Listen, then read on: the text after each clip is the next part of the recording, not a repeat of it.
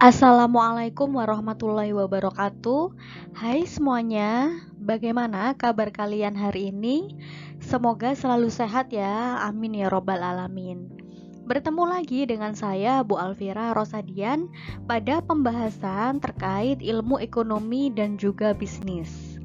Pada pertemuan kali ini saya akan membahas bab baru dengan subbab yang berjudul permintaan dan penawaran uang. Sebelum kita memulai pembelajaran kali ini, kita awali pembelajaran kali ini dengan bacaan basmalah agar pembelajaran kali ini berjalan dengan lancar dan dapat memberikan ilmu yang bermanfaat untuk kalian semuanya. Bismillahirrohmanirrohim.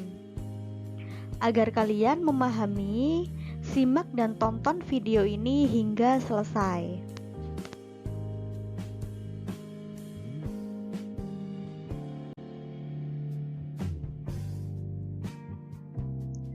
Kita awali dengan memahami teori permintaan uang. Apa itu permintaan uang? Permintaan uang ini adalah sejumlah uang yang diperlukan oleh masyarakat atau keinginan masyarakat untuk memegang uang dalam periode waktu tertentu dalam rangka memenuhi kebutuhannya. Itu dinamakan dengan permintaan uang. Jadi permintaan uang ini secara sederhana adalah sejumlah uang yang diperlukan oleh masyarakat untuk memenuhi kebutuhannya dalam waktu dan periode tertentu.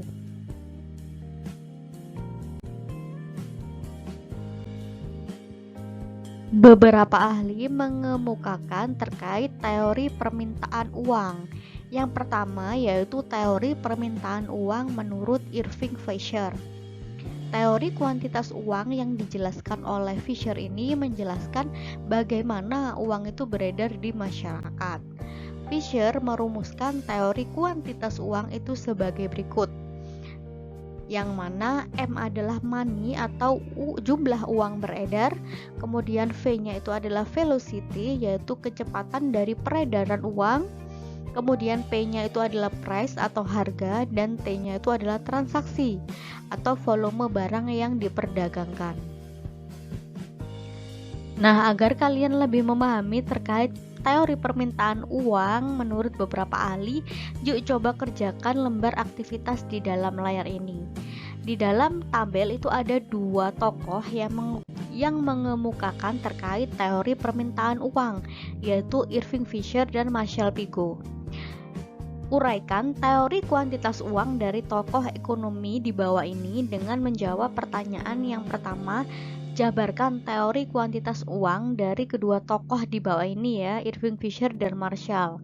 Kemudian yang B, analisislah perbedaan dari kedua teori tersebut menurut pendapat dari tokoh-tokoh yang ada di dalam tabel.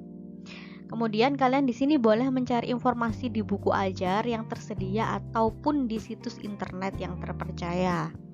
Kemudian setelah selesai, coba presentasikan dan diskusikan hasil pekerjaan kelompok kalian dengan kelompok lainnya. Jadi tugasnya ini dibikin kelompok ya.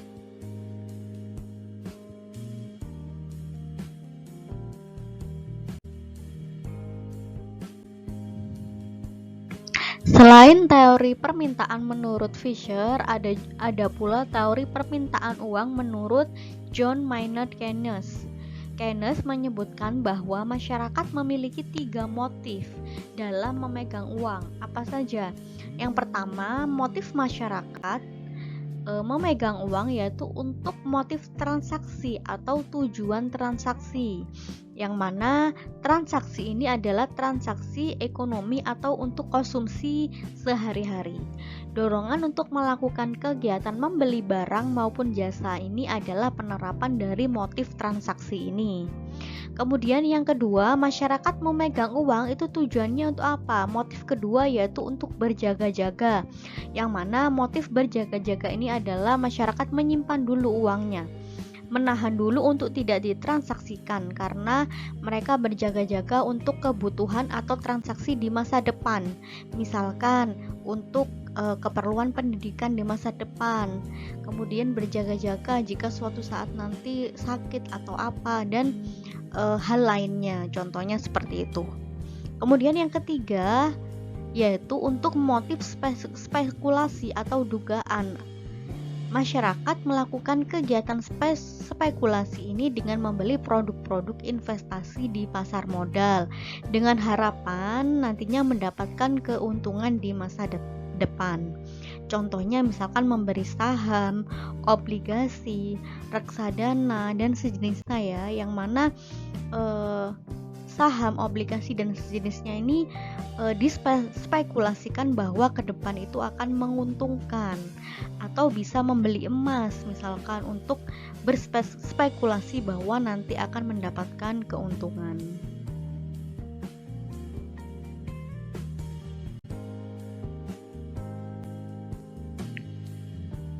Selanjutnya kita akan belajar terkait teori penawaran dari uang. Jika permintaan uang itu dilakukan oleh masyarakat, tentunya kalian bertanya siapa yang melakukan penawaran uang. Kemudian berapa banyak uang yang ditawarkan kepada masyarakat. Apa itu penawaran uang? Penawaran uang ini adalah jumlah uang yang beredar di masyarakat. Bisa ya membandingkan permintaan itu adalah jumlah uang yang dibutuhkan masyarakat untuk memenuhi kebutuhannya. Penawaran uang ini adalah jumlah uang yang beredar di masyarakat. Nah, Bank Indonesia selaku otoritas moneter di Indonesia yang memiliki wewenang dan tugas untuk mengatur jumlah uang beredar, baik itu memperbanyak maupun sebaliknya. Menurut Bank Indonesia, komponen uang beredar ini terdiri dari uang kartal, uang yang dipegang masyarakat setiap harinya ya untuk bertransaksi. Kemudian uang giral, contohnya seperti kartu kredit, kartu debit misalkan ya, uang kuasi dan surat berharga selain saham yang diterbitkan oleh sistem moneter. Komponen uang itu dibagi menjadi dua, yaitu dalam arti kata sempit maupun luas. Dalam arti sempit itu disingkat dengan sebutan M1 dan dalam arti luas yaitu M2. Menurut Bank Indonesia, komponen uang dalam arti sempit atau M1 ini terdiri dari uang kartal yang dipegang oleh masyarakat dan uang giral seperti kartu debit, kartu kredit, kemudian termasuk uang elektronik ya yang diterbitkan oleh bank. Contohnya misalkan uang elektronik itu seperti Dana, kemudian OVO dan sejenisnya. Sedangkan uang beredar dalam arti luas atau sebutan M2 ini adalah komponen dari M1 yang ditambahkan uang kuasi. Apa itu uang kuasi? Uang kuasi ini terdiri dari simpanan berjangka dan tabungan, baik rupiah dan falas, serta simpanan giro falas.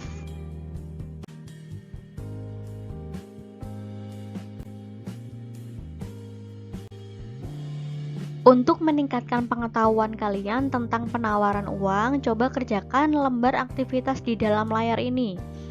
Kalian amati dulu ya di sini jumlah uang beredar dari golongan M2 maupun M1 ya dalam arti sempit. Di sini setiap tahunnya mulai dari tahun 2015 sampai 2000.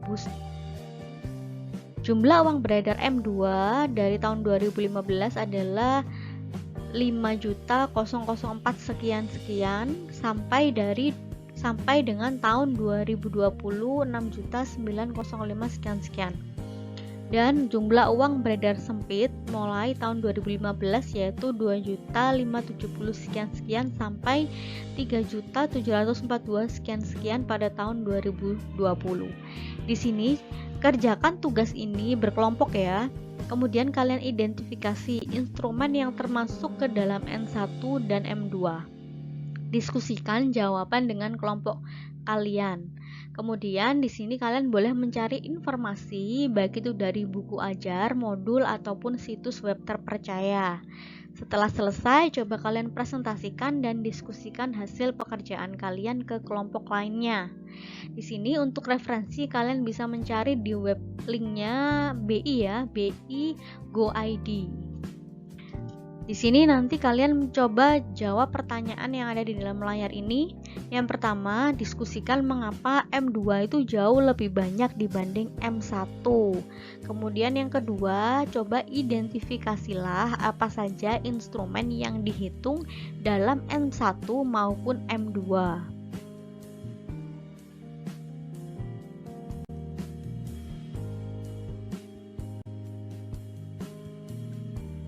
Sekian sekilas materi terkait teori permintaan maupun penawaran uang. Pada pertemuan selanjutnya saya masih akan membahas teori dengan keterkaitan yang sama.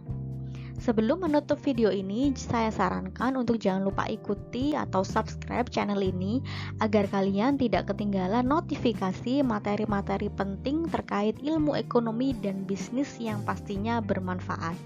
Kita akhiri pembelajaran kali ini dengan bacaan hamdalah. Alhamdulillahirobbil alamin. Terima kasih. Wassalamualaikum warahmatullahi wabarakatuh.